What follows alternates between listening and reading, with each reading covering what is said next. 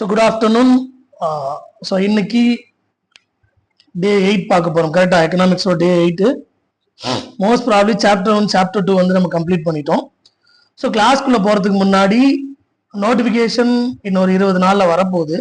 என்ன பண்றது, எப்படி பண்றது தெரியாம இருக்கிறீங்களா? உங்களுக்காகவே நம்ம வராண்டா ரேஸோட சென்னை, மதுரை, கோயம்புத்தூர், திருச்சி, தஞ்சாவூர், சேலம், திருநெல்வேலி இந்த பிரான்ச்சஸ்ல நம்ம ஸ்டாஃப்ஸ், கவர்மெண்ட் ஸ்டாஃப்ஸ் இவங்க எல்லாரும் வந்து எப்படி இந்த குரூப் 4 கிராக் பண்றது அப்படிங்கிறத ஈஸியா உங்களுக்கு சொல்லி தர போறாங்க. இதுல நீங்க அட்டன் பண்ண கீழே கூடிய லிங்கை கிளிக் பண்ணி மறந்துடாம ரெஜிஸ்டர் பண்ணிக்கங்க. கண்டிப்பா இந்த வருஷம் உங்க கையில ஒரு அரசு வேலை இருக்கும் அப்படிங்கிறது நாங்க கேரண்டி இந்த ப்ரோக்ராம் மூலியமா. சரியா? ஏன்னா கரெக்டா படிக்க போறோம், சரியான திட்டமிட போறோம், எக்ஸாம்ஸை தட்டி தூக்க போறோம். ஓகேவா? ஸோ இன்னைக்கு நம்ம என்ன பார்க்க போறோம்? டே 7 முடிச்சிட்டோம். ஐ திங்க் டே 8 வந்து பார்க்க போறோம். கரெக்டா? ஸோ இந்தியன் எக்கனாமி பார்த்துட்டு இருக்கோம். டே 8. ஸோ டே 9, 10, 11 4 நாள் தான். ஸோ எக்கனாமிக்ஸ் முடிச்சிருவோம். தென் அட்மினிஸ்ட்ரேஷன்ல 2 டாபிக். தென் மேபி இந்த வீக்ல சாட்டர்டே ஆர் ஃப்ரைடே வந்து லைவ் வருவோம். அதுக்கு முன்னாடி ஒரு ஷார்ட்ஸ் நான் போட்டுறேன். ஸோ நம்ம லைவ்ல 100 கொஸ்டின்ஸை டிஸ்கஸ் பண்ணுவோம் தொடர்ச்சியா. ஸோ எனக்கு ஒரு எக்கனாமிக்ஸ் அது கம்ப்ளீட் ஆகிடும். அந்த 100 கொஸ்டின்ல இருந்து எக்கனாமிக்ஸ் நம்ம கம்ப்ளீட் ஆகிடும். ஓகேவா? சரி. ஸோ இன்னைக்கு நம்ம என்ன பார்க்க போறோம் அப்படின்னா, agriculture, role of agriculture in economic development. ஒரு பொருளாதாரத்துல ஒரு வேளாண்மை என்ன பண்ணுது,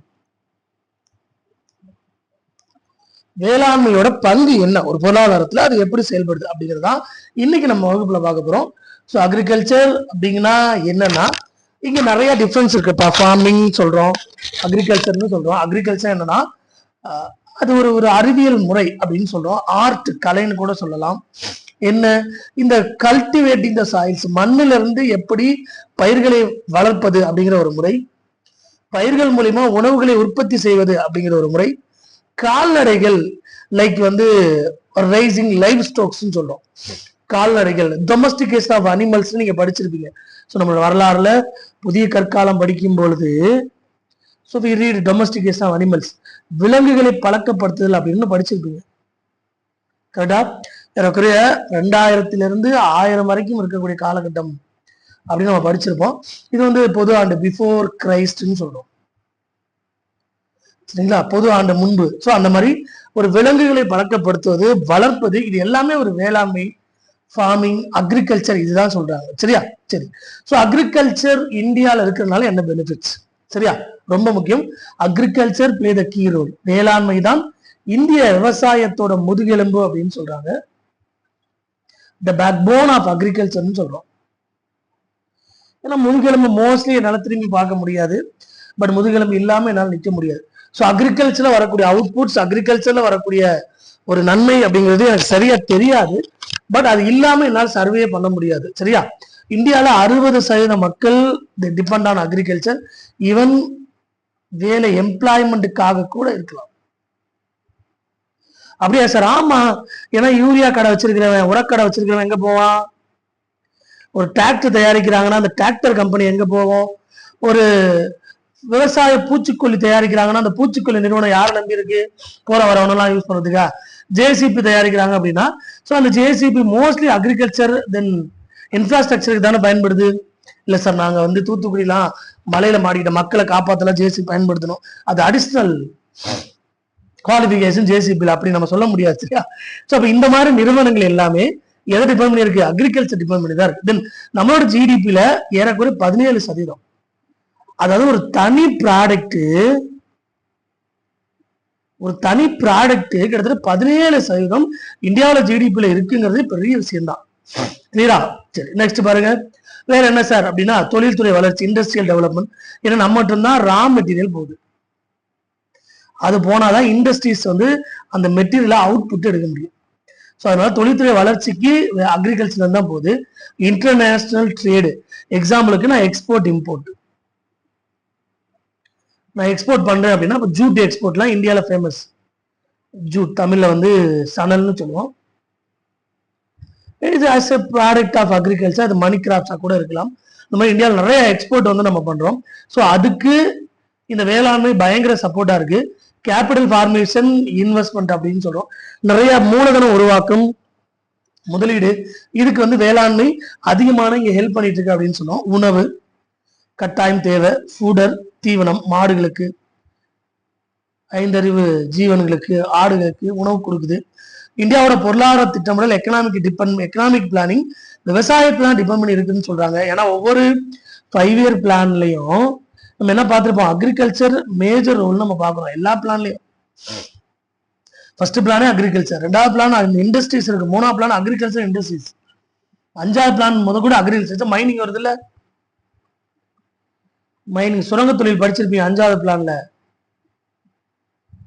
ஸோ அடுத்து இன்டர்நேஷனல் ரேங்கிங், சர்வதேச தரவரிசையை நம்ம போடுறோம்.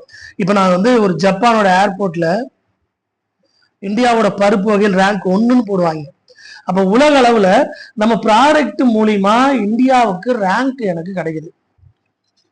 சரிங்களா? வேர்ல்டு என்ன கிடைக்குது, ஒரு ப்ராடக்ட் மூலியமா இந்தியாவுக்கு ரேங்க் எனக்கு கிடைக்குது.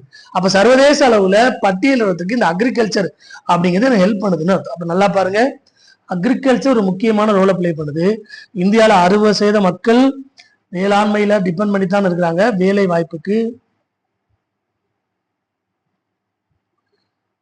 வாய்ப்புக்கு வேளாண்மை டிபெண்ட் பண்ணி தான் இருக்கிறாங்க. 17% of our GDP should be in agriculture. வேளாண்மையில தான் நம்மளோட 17% ஜிடிபி இருக்கு அக்ரிகல்ச்சர் அப்படின்னு சொல்றோம். அதை தாண்டி தொழில்துறை வளர்ச்சிக்கு ஹெல்ப் பண்ணுது. ஏன்னா ரா மெட்டீரியலை ப்ரொவைட் பண்ணுது, எக்ஸ்போர்ட் இம்போர்ட்டுக்கு ஹெல்ப் பண்ணுது, தனித்தனியாக பிரிஞ்சிருக்கக்கூடிய கேபிட்டல் அதை வந்து ஃபார்ம் பண்ண ஹெல்ப் பண்ணுது, தனியார் முதலீட்டை ஈர்க்குது. ஏன்னா செகண்ட் கிரீன் ரெவல்யூஷன் அவங்க என்ன ரெக்கமெண்ட் பண்ணியிருப்பாங்கன்னா, நீங்க பிரைவேட் இன்வெஸ்ட்மெண்ட்டை அக்ரிகல்ச்சருக்குள்ள கொண்டு வாங்கன்னு சொன்னாங்க. அப்ப தனியார் முதலீட்டை அதிகமாக இருக்குது. நமக்கு சாப்பிட்ற சாப்பாடு, நம்மளை தாண்டி உணவு தீவனம் கொடுக்க போறோம்.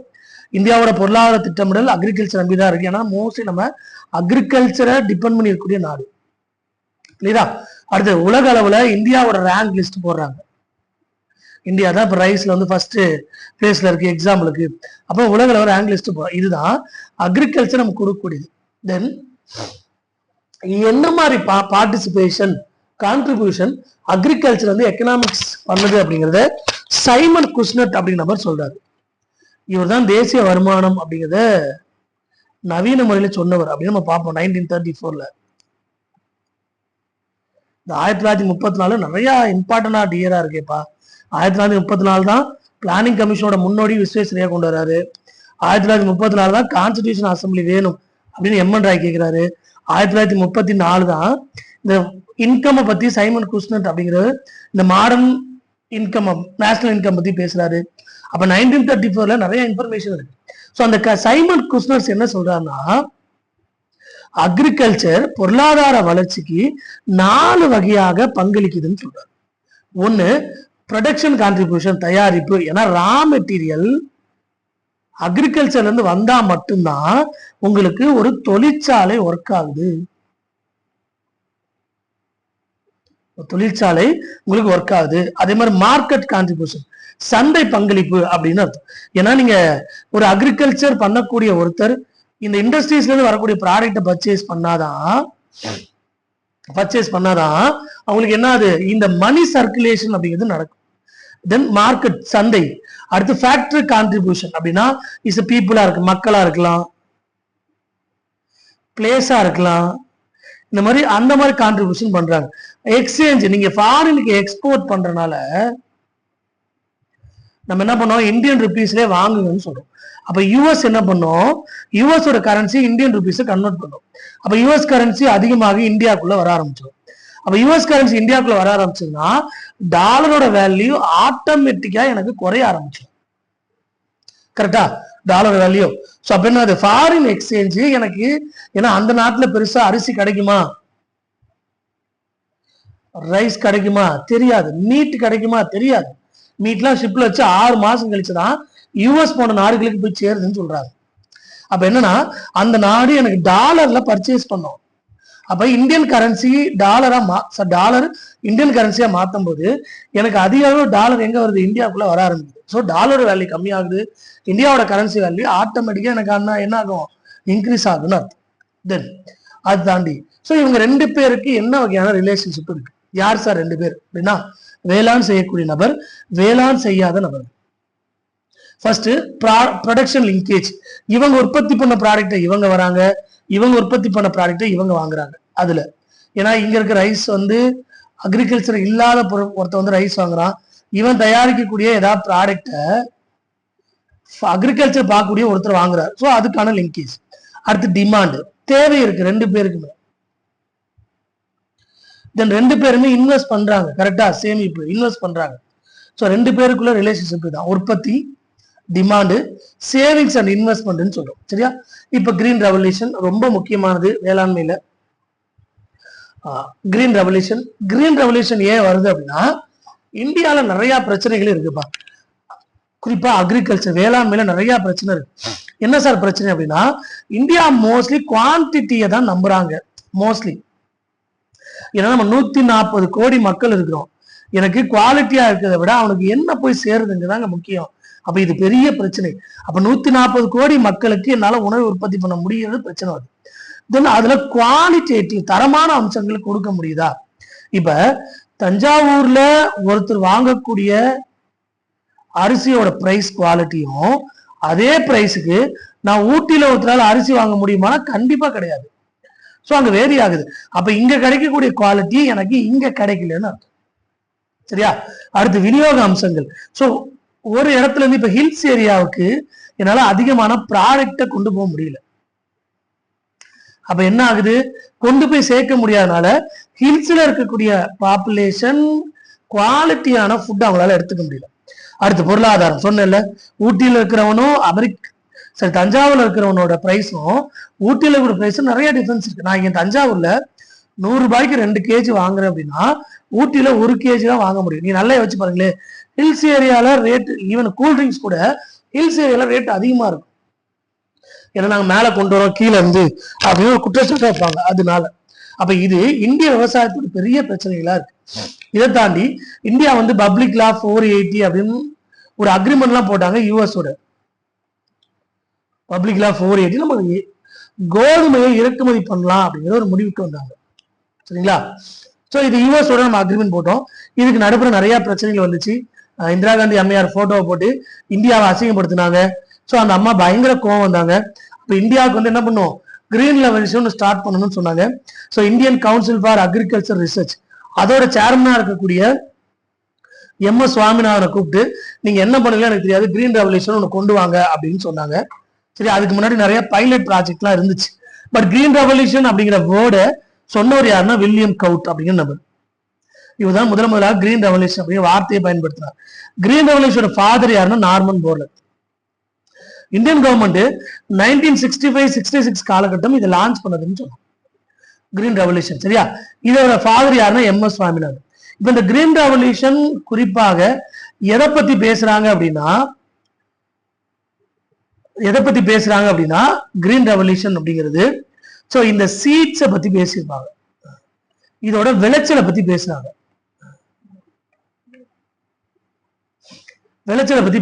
ஏன்னா நம்ம ஹை ப்ராடக்ட் அவுட்புட் நமக்கு வேணும், ப்ராடக்டோட அவுட் வந்து நமக்கு வேணும். அதுதான் HYVP அப்படின்னு சொல்லியிருப்பாங்க, ஹை ஈல்டு வெரைட்டி ப்ரோக்ராம். இது ரொம்ப முக்கியம்பா. இது கேட்பாங்க, இந்த எக்ஸ்பேண்ட் கூட கேட்கலாம். HYVP high yield variety program, தமிழ்ல வீரிய விதை அபிவிருத்தி திட்டம்னு அர்த்தம். சரியா? இதுதான் எங்க இருந்து நம்ம வாங்கியிருக்கோம் அப்படின்னா நார்மன் போர்லக் அவரோட பிளான்ல இருந்து எடுத்திருக்கோம்.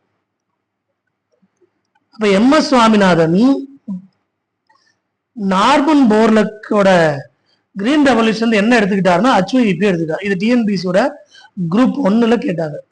அவர் இதை மட்டும்தான் எடுத்துக்கிட்டார். சரிங்களா? அப்ப இந்தியால உங்களுக்கு கிரீன் ரெவல்யூஷன் அப்படின்னு கொண்டு வர ஆரம்பிச்சாங்க. குறிப்பா 1978 வரைக்கும் இது தொடர்ச்சியா இருந்ததாக சொல்றாங்க. 1978 வரைக்கும். ஸோ இந்த கிரீன் ரெவல்யூஷன் அப்படின்னு எடுத்துக்கிட்டா இந்த கிரீன் ரெவல்யூஷனோட முக்கியமான பாயிண்ட் என்ன சொல்றோம், இந்த HYVPன்னு சொல்றோம் அல்லது HYVS. ஸோ அதிக விளைச்சல் தரக்கூடிய விதைகள், நீர்ப்பாசனம், குறைவான தண்ணி எடுத்துக்கிட்டு அதிகமான விளைச்சல் இங்க வரணும். ஃபெர்டிலைசர், ரசாயன உரங்களை பயன்படுத்தி அதிகமான விளைச்சல் நமக்கு வரணும். But we have some negative side. ஏன்னா அதிகமான ஃபெர்டிலைசர் பயன்படுத்தும் போது மண் வகைகள் உங்களுக்கு என்ன ஆகலாம், பிரச்சனை ஆகலாம். ஸோ நமக்கு அந்த மாதிரி ப்ராப்ளம்ஸும் இங்க இருக்கு. பட் இருந்தாலும் இப்போதைக்கு எனக்கு வேற வழி இல்லை, அதிகமான விளைச்சல் இங்க வரணும் அப்படின்னு சொல்றாங்க. தென் என்ன சார் சாதனை ஆயிடுச்சு, இந்தியா ஃபுட் சர்ப்ளஸா மாறிடுச்சு. இந்தியா என்ன ஆயிடுச்சு, உணவு உபரியாக மாறிடுச்சு. ஸோ அதிகமான கமர்ஷியல் கிராப்ஸ்க்கு இம்பார்ட்டன்ஸ் கொடுத்தாங்க. அதாவது காட்டன்,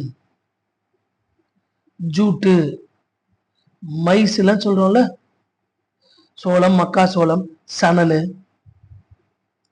பருத்தி, இதெல்லாம் மணி கிராப்ஸ், பணத்தை அதிகமா வரக்கூடிய இடமா இருக்கும். தென் ஒரு ஹெக்டேருக்கு உற்பத்தி 2 மடங்கா இன்க்ரீஸ் ஆச்சு. வேற இங்க ஆட்டோமேட்டிக்கா விவசாயம் வளர வளர எனக்கு என்ன ஆகுது, தொழிற்சாலைகளும் வளர ஆரம்பிக்குது. குறிப்பா அக்ரிகல்ச்சருக்கு தேவையான டிராக்டர்ஸோ சின்ன சின்ன கருவி தயாரிக்கூடிய நிறுவனமோ இங்க வளர்ச்சி அடையுதுன்னு சொல்றோம். தென் கிராம மக்கள் உண்மையாலே செழிப்பா இருந்தாங்க, காரணம் விவசாயம். கண்டிப்பா ஆமா தானே, நல்லா பணப்புழக்கம் இருந்திருக்கு. தென் லேபர்ஸ், விவசாயத்திற்கான வேலை வாய்ப்பு அதிகரிச்சுக்கிட்டே இருக்கு. அப்ப இந்தியா உணவு உற்பத்தி கொண்ட நாடா மாறுது. ஸோ கமர்ஷியல் கிராப்ஸ்க்கு இம்பார்ட்டன்ஸ் கொடுத்தாங்க. ஏன்னா நீங்க கோதுமை, அரிசிக்கு மட்டும்தான் முக்கியத்துவம் ஆரம்பத்துல, அதுக்கப்புறம் தான் இதெல்லாம் டார்கெட் பண்ணோம். தென் ஒரு பரப்பளவுக்கான உற்பத்தி அதிகமாகுது. இதை டிபெண்ட் பண்ணி இருக்கக்கூடிய இண்டஸ்ட்ரீஸும் எனக்கு டெவலப் ஆகுது. மக்கள் அதிகமான காசு புழக்கிறதுனால பயங்கர செழிப்பா இருந்தா வேலை வாய்ப்பு உண்மையிலேயே அதிகரிச்சுது. ஏன்னா இதனால இண்டஸ்ட்ரீஸ் வருதா, இண்டஸ்ட்ரீஸ் வேலை வாய்ப்பு அதிகரிக்குதா. தென் வேற என்ன இதுல இருக்கு அப்படின்னா, என்னதான் பாசிட்டிவ் இருந்தாலும் நமக்கு நிறைய பலவீனம் இருக்கு. ஏன் சார், நம்ம மழையை நம்பித்தான் இருக்கிறோம். ஃபர்ஸ்ட் மழை வரல, கோவிந்தாதான். அடுத்து இந்த உரங்கள், பூச்சிக்கொல்லிகள் இதெல்லாம் வாங்கணும்னா எனக்கு அமௌண்ட் நிறைய தேவைப்படுது. அப்ப இந்த மைக்ரோ ஸ்மால் ஃபார்மர்ஸ் எல்லாம் கஷ்டம், சரிங்களா. அப்ப பெரிய விவசாயி 100 ஏக்கர் வச்சிருக்கணும், 1 ஏக்கர் வச்சு நடுப்புற பிரச்சனை அதிகமாகுது, சரிங்களா. அதிகமான மெஷின் டிராக்டர்லாம் இப்ப வந்தனால வேலை வாய்ப்பு எனக்கு கம்மியாகுது. அடுத்து அதிகமான இந்த ரசாயன பொருட்கள் கலக்கிறனால மண்ணோட வளம் வந்து எனக்கு குறையுதுன்னு அர்த்தம். மண்ணோட வளம் எனக்கு குறையுதுன்னு அர்த்தம். பாருங்க, நிறைய பலவீனம் இருக்கு, சரிங்களா. என்னதான் கிரீன் ரெவல்யூஷன் நம்ம பயங்கரமா பண்ணாலும், but we have some negative sir. காசு வேணும், பெரியவன் சின்னவன் பிரச்சனை வருது, சரியா. சரி, இப்ப இதை எப்படி அரசு சரி பண்ணாங்க அப்படின்னா, செகண்ட் கிரீன் ரெவல்யூஷனும் டார்கெட் பண்ணாங்க. இன்னொன்னு எவர் கிரீன் ரெவல்யூஷன் இருக்கு. எம் எஸ் சாமிநாதன் சொன்னது எவர் கிரீன், என்றும் பசுமை புரட்சி அப்படின்லாம் சொல்றோம். 2வது பசுமை புரட்சி கிட்டத்தட்ட 2006, 2007 இதான் நம்ம டார்கெட். 2006, 2007 சொல்றாங்க. 2020க்குள்ள 400 மில்லியன் டன் வந்து உணவு உற்பத்தி பண்ணணுமா. ஸோ 2006, 2007 எனக்கு 214 மில்லியன் டன்ஸ் தான் இருந்துச்சு. அடுத்த 15 வருஷத்துல, அதாவது 2020 நான் 400 மில்லியன் டன்ஸ் வந்து ரெடி பண்ணணும். ஸோ எனக்கு என்ன ஆகுது, இந்த பிரச்சனைகள் உருவாது. அப்ப அடுத்த 15 வருஷம் என்னோட டார்கெட்டை நோக்கி நான் ஓடிக்கிட்டே இருக்கு. அப்ப இது எனக்கு வேணும்னா நான் எப்படி சரி பண்ணணும், ஜெனட்டிக்கலி மாடிஃபைடு சீட்ஸ், அதாவது மரபணு மாற்றம் செய்யப்பட்ட வரைக்கும் 6 வருஷம் கழிச்சு மரமா மாறி வரக்கூடிய கொய்யா 6 மாசத்திலே செடியிலே எனக்கு வந்துருது இப்பெல்லாம். அப்ப என்ன ஆயிடுச்சு, மரபணு ஜிஎம் சீட்ஸ் கொண்டு வந்துட்டாங்க. தென் தனியார் முதலீடு எனக்கு வரணும். சும்மா கவர்மெண்டே இதுல பணம் போட்டுக்கிட்டே இருக்குன்னா கஷ்டம். we need a private to support development of agriculture அப்படின்னு சொன்னாங்க. தென் நீர் பாசன திட்டம் ரொம்ப முக்கியம், இரிகேஷன் ஸ்கீம்ஸ். அரசாங்கம் நிறைய ஃபண்ட் பண்ணணும். சொட்டு நீர் பாசனம்னு சொல்றோம்ல, இந்த நீர் பாசன திட்டம் அரசாங்கம் நிறைய ஃபண்ட் பண்ணணும், அவேர்னஸை கிரியேட் பண்ணணும். நிறைய இருக்குப்பா நீர் பாசனத்துல, ஜாகிரபியில கொடுத்துருப்பாங்க. இந்த மாதிரி பைப் போட்டு இருக்கும். ஸோ இந்த மாதிரி பைப்பு சுத்திலும் தண்ணி அடிச்சுக்கிட்டு இருக்கும், ஃபோர்ஸா விழுந்துகிட்டே இருக்கும். இல்ல பைப்பு போட்டு இங்க இருந்து பைப்பு போட்டே நான் இங்க தண்ணி கொண்டு போயிருவேன். அப்ப இந்த இடத்துல தண்ணி வேஸ்டேஜ் எதுவுமே ஆகாது. இந்த மாதிரி நிறைய இரிகேஷன் சிஸ்டம் இந்தியாவில இருக்குப்பா. 10th ஜாகிரபியில பாத்தீங்கன்னா உங்களுக்கு தெரியும். ஓகேவா? சரி, 8th ஜாகிரதையில. தென் அதை தாண்டி இங்க ரிவரோட இணைப்பு, ரிவர் இணைப்பு எனக்கு பெரிய ஒரு முக்கியமான ரோல் இங்க பிளே பண்ணுது. ஏன்னா நிறைய ரிவர்ஸ் எனக்கு வேஸ்ட் ஆகி கடல்ல தான் கலக்குது. அப்ப நான் அந்த ரிவரை நான் மெர்ஜ் பண்றது மூலியமா இல்ல லிங்க் பண்றது மூலியமா we have the surplus waters to deficit areas ன்னு சொல்லுவாங்க, deficient areas. ஸோ பற்றாக்குறையாக இருக்கக்கூடிய பகுதிகளுக்கு எனக்கு மிகுதியான நீர் அப்படிங்கிறது எனக்கு ஆறுகள் இணைப்பு மூலியமா கிடைக்கும். இந்த மாதிரிலாம் இருந்துச்சுன்னா ஸோ என்னால 2020 ரீச் பண்ண முடியும்னு சொன்னாங்க. பண்ணாங்களா? கண்டிப்பா கிடையாது. சரியா? அப்ப அரசாங்கம் என்ன பண்ணுது? இது சரி வராது, நம்ம நிறைய ரெவல்யூஷன் கொண்டு வருவோம், கிரீன் ரெவல்யூஷன் மாதிரி அப்படின்னு சொல்ல ஆரம்பிச்சாங்க அரசாங்கம். அப்ப ரெவல்யூஷன் நிறைய இருக்கு இந்தியால. இது வானவில் புரட்சின்னு சொல்லுவோம். ஏன்னா அக்ரிகல்ச்சர் பாலிசின்னு ஒன்று அரசாங்கம் கொண்டு வந்தாங்க. 4% நாங்க இன்க்ரீஸ் பண்றோம் அடுத்த 10 இயர்ஸ்ல. இது ஒரு டிஎன்பிசி குரூப் 2ல கேட்டாங்க. அக்ரிகல்ச்சர் பாலிசின்னு சொல்லி நிறைய பிரைவேட்டோட இன்வெஸ்ட்மெண்ட்டை கொண்டு வரும். சரிங்களா? ரெயின்போ ரெவல்யூஷன் கொண்டு வரும் அப்படின்னு சொல்லியிருப்பாங்க இந்த வேளாண் விலை கொள்கையில. ஸோ அதுலதான் இந்த ரெயின்போ ரெவல்யூஷன். இதான் மேட்ச்ல பாருங்க கேட்பாங்க. கிரீன் ரெவல்யூஷன்ங்கிறது இந்த அக்ரிகல்ச்சர் உணவுப் பொருட்களுக்கு, ப்ளூ ரெவல்யூஷன்ங்கிறது எனக்கு மீனுக்கு வந்து சொல்றாங்க, அதாவது கடல் பொருட்களுக்கு சொல்றாங்க, ஒயிட்டுங்கிறது பால். டாக்டர் வர்கீஸ் குரியன் இவர் தான் இதோட ஃபாதர்னு சொல்லுவோம். ஒயிட் ரெவல்யூஷன் இந்த அமுல் ப்ராடக்டா அதோட ஹெட் வர்கீஸ் குரியன், குஜராத்தை சார்ந்தவர். இவர்தான் ஃபாதர் ஆஃப் ஒயிட் ரெவல்யூஷன் அப்படின்னு சொல்றோம். ஏன்னா இந்த கேட்டில் டெவலப்மெண்ட் ப்ரோக்ராம் அப்படின்னு ஒன்று கிரியேட் பண்ணாங்க, கால்நடை மேம்பாட்டு திட்டம் அப்படின்னு சொல்லி. ஸோ அதனால அதிகமான டென்மார்க் அப்புறம் அதிகமான பால் உற்பத்தியில் இருக்கக்கூடிய நாடா இருக்கு. எல்லோ எண்ணெய் வகைகள்னு சொல்றோம். கோல்டன் ஃப்ரூட்ஸை பத்தி பேசிட்டு இருக்கோம். பிளாக் எல்லாமே இந்த ஆயிலை பத்தி பேசுறோம். சரி, இந்த பெட்ரோலியம் அது சம்பந்தப்பட்ட ப்ராடக்ட் தான். சரிங்களா? அது தென் பிங்க் வந்து இளசிவப்பு வந்து இந்த கறி சம்மந்தப்படுது. கிரே வந்து சாம்பல் உரம் சம்மந்தப்படுது. ரெட் ரெவல்யூஷன் அப்படிங்கிறது தக்காளி. இதான் மேட்ச் பலங்கள் கேட்பாங்க. Red revolution. Then round revolution இருக்கு. உருளைக்கிழங்கு. உருளைக்கிழங்கு எந்த வருஷம் ரவுண்டா இருந்துச்சுன்னு எனக்கு தெரியல, பட் ரவுண்ட் ரெவல்யூஷன் சொல்றேன். சரியா? இந்த மாதிரி உங்களோட ரெவல்யூஷன்ஸ் அப்படின்னு நிறைய இருக்குப்பா. ஏன்னா பாருங்க, பச்சை இது வேளாண் பொருட்களுக்கு சொன்னாங்க, கிரீன். வெள்ளை, ஒயிட் இது வந்து பால். இதுவே சில்வர் இருக்குப்பா. இதுல சில்வர் இருக்கு. சில்வர் பாத்தீங்கன்னா முட்டை. சரியா? வெள்ளை வேற, சில்வர் வேற. சில்வர் வந்து முட்டை. இது தாண்டி எல்லோ, மஞ்சள், சூரியகாந்தி போன்ற எண்ணெய் வித்துக்கள். தென் வேற என்ன இருந்துச்சு? சாம்பல் இருந்தது, உரம். பிளாக் இருந்தது, ஸோ பெட்ரோலியம் சம்மந்தப்பட்டது. தென் ப்ளூ இருந்தது, கடல் ப்ராடக்ட். தென் கோல்டு இருந்துச்சு, ஃப்ரூட்ஸ் பழம். அடுத்து ரெட் இருந்தது, ஸோ தக்காளி. அதை தாண்டி ரவுண்ட் இருந்துச்சு, சரிண்ணா உருளைக்கிழங்கு. இன்னும் இதான் நிறைய இருக்குப்பா, பட் நமக்கு இதை படிச்சா மேக்சிமம் போதும். கிளியர்? ஸோ இந்த மாதிரி நிறைய ரெவல்யூஷன் கொண்டு வந்து அந்தந்த ப்ராடக்ட் மட்டும் கான்சென்ட்ரேட் பண்ண ஆரம்பிச்சு இந்தியா தன்னோட உணவு உற்பத்தியில எங்கேயோ போயிடுச்சு. சரியா? இப்ப அக்ரிகல்ச்சர் பிரைஸ் பாலிசி தான் சொன்னீங்களே சார், அப்ப அக்ரிகல்ச்சர் பிரைஸ் பாலிசினா என்ன?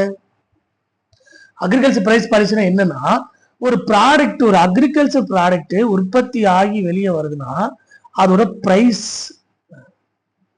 இதை வந்து டிசைட் பண்ணணும். தென் அதை ரெகுலேட் பண்ணணும். அது குறையாமோ அதிகரிக்காம கண்ட்ரோல் பண்ணணும்.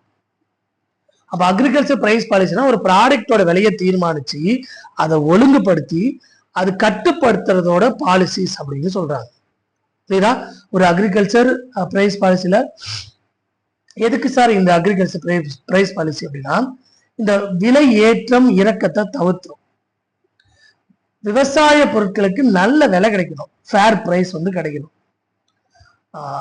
உணவு தானியங்கள், உணவு அல்லாத தானியங்கள், இவங்களோட பேலன்ஸ், பிரைஸ் பேலன்ஸை மெயின்டைன் பண்ணணும். நல்ல குவாலிட்டியான ப்ராடக்டை ஹவுஸ் ஹோல்ட்ஸ் வீடுகளுக்கு நான் வழங்கணும். தென் ஒரு ஸ்டேட்ல இருந்து இன்னொரு ஸ்டேட்டுக்கு நான் இந்த உணவு பிரைஸை வந்து நான் மெயின்டைன் பண்ணணும். ஸோ இதுதான் அக்ரிகல்ச்சரோட பிரைஸ் பாலிசி அப்படின்னு சொல்றோம். அப்ப அரசாங்கம் அதுக்கு என்ன பண்ணுது? மினிமம் சப்போர்ட் பிரைஸ்ன்னு கொண்டு வருது, ப்ரொக்யூர்மெண்ட் பிரைஸ் கொள்முதல் விலைன்னு கொண்டு வருது, இஷ்யூவிங் பிரைஸ் வழங்கல் விலைன்னு கொண்டு வருது, ரீட்டைல் பிளஸ் சில்லறை விலைன்னு கொண்டு வருது, பஃபர் ஸ்டோக் ஆபரேஷன் இடையக பங்கு செயல்பாடுகள்னு சொல்லுது. அரசாங்க செயலே எனக்கு சொல்லுது. Minimum support price government was declare. So எப்ப ரொம்ப முக்கியம், தொடக்கத்திலேயே எப்ப நீங்க அந்த ப்ராடக்டை விவசாயம் பண்ண ஆரம்பிக்கிறீங்களோ அதுக்கு முன்னாடியே சொல்லிடுவாங்க. இன்பிட்வீன்லாம் கிடையாது. இது ரொம்ப முக்கியம், ஸ்டார்டிங்லயே சொல்லிடுவாங்க. எதுக்குன்னா நீங்க ப்ராடக்டை வந்து மினிமம் இவ்வளவு கேரண்டி அமௌண்ட் கிடைக்கும் நம்பி நீங்க விவசாயம் பண்ணலாம். அதனால இந்த பொருளோட இந்த சீசனோட ஸ்டார்டிங்லயே இந்த பிரைஸ் வந்து பிக்ஸ் பண்ணிடுவாங்க. சரிங்களா? ஒரு ப்ராடக்டோட விலை கீழே வராம பாதுகாப்பாங்க. இப்ப நீங்க ஒரு வேலை பிரைவேட்ல ரேட் அதிகமா இருந்துச்சுன்னா தாராளமா நீங்க போய் கொடுக்கலாம். ஒருவேளை பிரைவேட்ல ரேட் கம்மியா இருந்துச்சுன்னா அரசாங்கம் இந்த எம்எஸ்பில அதை பர்ச்சேஸ் பண்ணுவோம். அதுக்காக தான். அப்ப ஸ்டார்டிங்ல மினிமம் ரேட் ஆஃப் யார் சொல்லிடா? அரசாங்கம் இதை சொல்லுது. ஸோ இதுக்குதான் உங்களுக்கு ஃபுட் கார்பரேஷன் ஆஃப் இந்தியா அப்படின்னு ஒரு அமைப்பு 1964-65ல நம்ம ஸ்டார்ட் பண்ணி வச்சிருக்காங்க. அரசாங்கத்துல இருந்து ஸ்டேட் கவர்மெண்ட் வந்து நேரடியாக கொள்முதல் பண்ணுவாங்க. அடுத்து ப்ரொக்யூர்மெண்ட் பிரைஸ். ஸோ எப்பனா இந்த அறுவடை காலத்துல அறிவிப்பாங்க. அரசாங்கம் அறுவடை காலத்துல அறிவிப்பாங்க. ஒருவேளை இந்த பிரைவேட்ல நீங்க வாங்கக்கூடிய விலை, இந்த ப்ராடக்ட் விலை கம்மியா இருக்குன்னா அரசாங்கமே இந்த கொள்முதல் விலையில அந்த ப்ராடக்டை வாங்கிக்கும். சரியா? மினிமம் சப்போர்ட் பிரைஸ் நான் அறிவிச்சிருவேன். But in case of harvest time, அதாவது அறுவடை செய்யக்கூடிய காலகட்டம், அங்க வந்து நான் இந்த பிரைஸ் வந்து நான் என்ன பண்ணுவேன்? பிக்ஸ் பண்ணுவேன். இஷ்யூவிங் பிரைஸ் அப்படின்னா அரசு இப்ப வந்து நான் வந்து ஃபுட் செக்யூரிட்டி ஆக்ட்னு சொல்றோம். கரெக்டா? ஃபுட் செக்யூரிட்டி ஆக்ட், உணவு பாதுகாப்பு கொள்கை சட்டம். ஸோ 2013ல எனக்கு வந்துச்சு. இதுபடி நான் அரிசி வந்து 3 ரூபாய், அரிசி வந்து 3 ரூபாய், கோதுமை 2 ரூபாய், மற்ற ப்ராடக்ட்லாம் எனக்கு 1 ரூபாய்க்கு யூனியன் கவர்மெண்ட் வந்து ஸ்டேட் கவர்மெண்ட் கொடுக்குது. இதுல 2016ல தான் தமிழ்நாடு அரசு இந்த ஃபுட் செக்யூரிட்டி ஆக்டை கொண்டு வந்தாங்க. இதுபடி எனக்கு நகர்ப்புறங்கள்ல 50% வீடுகளுக்கும் கிராமப்புறங்கள்ல 75 வீடுகளுக்கும் என்னால ஃபில் பண்ண முடியும். அப்ப இந்த ரேட்ல கொடுக்குறாங்கல்ல, இந்த ரேட்ல இதுதான் இது. சரியா? இப்போ உணவு தானியங்கள் ஃபுட் கிரைன்ஸ ஸோ ஸ்டேட்டுக்கும் யூனியன் பிரதேசத்துக்கும் நான் அலோகேட் பண்ணி ஒரு பிரைஸ் ஃபிக்ஸ் பண்றேன்ல, அந்த பிரைஸ். சரியா? இது நார்மலா மார்க்கெட் பிரைஸை விட கம்மியா தான் இருக்கும். நீங்க மார்க்கெட் பிரைஸ் இருந்தா நீங்க கவர்மெண்ட் வாங்கணும், வெளியிலேயே கவர்மெண்ட் வாங்கிடலாம்ல, ஸ்டேட் கவர்மெண்ட்.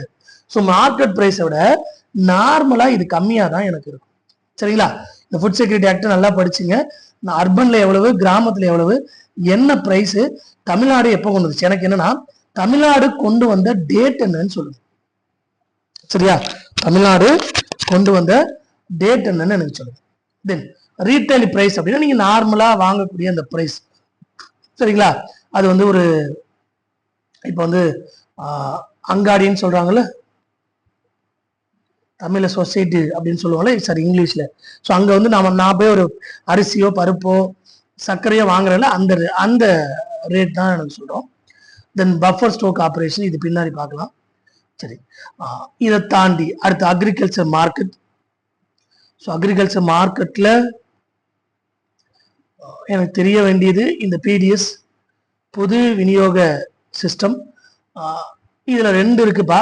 இந்த பிடிஎஸ்ல பப்ளிக் டிஸ்ட்ரிபியூஷன் சிஸ்டம்னு சொல்லுவோம். இதுல டார்கெட் யூனிவர்சல், தேர்ந்தெடுக்கப்பட்ட உலகளாவிய. இந்தியாலே தமிழ்நாடு தான் இந்த யூனிவர்சல், அதாவது ரேஷன் கார்டு வச்சிருக்க மோஸ்ட் ஆஃப் எல்லாருக்குமே நான் அரிசி பருப்பு சர்க்கரை வழங்கணும். பட் நம்ம வந்து செலக்ட் பண்ணி தான் இது வழங்க போறோம்னு. தமிழ்நாடு தான் இந்தியால யூனிவர்சல் பிடிஎஸ்ஐ பின்பற்றக்கூடிய ஒரு மாநிலம் வந்து தமிழ்நாடு தான். சரிங்களா? தமிழ்நாடு தான். இது தனியாக பார்க்க நில சீர்திருத்தம். யுனிவர்சல் பிடிஎஸ் பின்பற்றக்கூடிய ஒரு மாநிலம் வந்து தமிழ்நாடு தான். கிளியரா? ஸோ இங்க நம்ம ஸ்கூல் புக்கை எடுத்திருக்கோம், 10th ஸ்கூல் புக். சரிங்களா? 10th ஸ்கூல் புக் எடுத்திருக்கிறோம். ஸோ இது ரொம்ப முக்கியம்பா. இது நான் இந்த மாதிரி ஸ்கூல் புக்கை பேஸ் பண்ணி தான் உங்களுக்கு மோஸ்ட்லி இதை நான் கவர் பண்றேன்.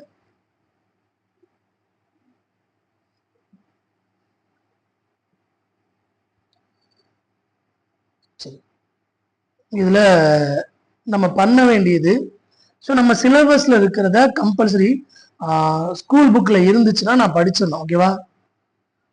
சிலபஸ்ல இருக்கிறது கம்பல்சரி ஸ்கூல் புக்ல இருந்ததுன்னா நான் படிச்சிடணும். கிளியரா? சரி, அந்த ஸ்கூல் புக்கோட டேட்டாஸை அடுத்த வீடியோல பார்ப்போம். கிளியர்? ஸோ மறந்துடாதீங்க, 5ஆம் தேதி நம்ம எல்லாருக்குமே ஒரு பெரிய ஒரு ப்ரோக்ராம் இருக்கு. மறந்துடாம பார்ட்டிசிபேட் பண்ணுங்க. So thank you. அடுத்த வீடியோல சந்திப்போம். தேங்க்யூ.